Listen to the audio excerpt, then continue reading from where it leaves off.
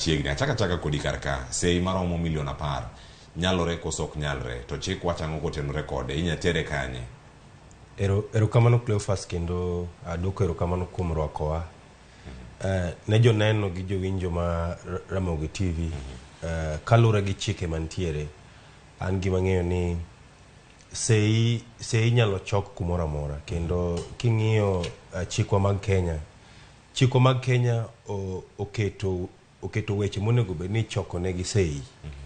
King'iyo article 255 of the constitution, Seyi inyalo chok sama jopiny dwa loko pend chike, dwa timo amendment to the constitution. Kendo chik wacho ni at least half of a majority of the counties, signatures from at least half of majority of the counties in support. Koro gimatemo wacho ni chikwa mag Kenya oyie wach choko Seyi. En mana ni koro gima obo penjre ni chik boyie choko Seyi kidwa thi choko ker mar Kenya gi jalupne kata kidwa kel ranyisi ni ok wayie gi piny owacho masani. To king'iyo article 1 of the constitution wacho ni the constitution of Kenya is the supreme law of the land.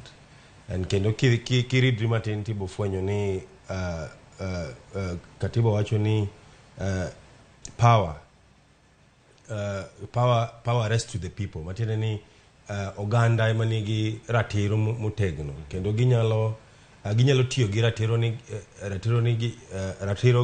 ratiro magin go ni kigin kata through their democratically elected officials.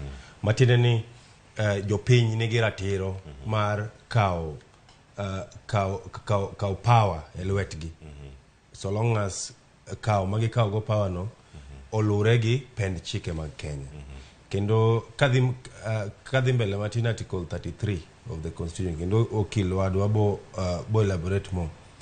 Article 33 wacho ni freedom of expression. Matiende ni japiny mora mora nigi ratiro mar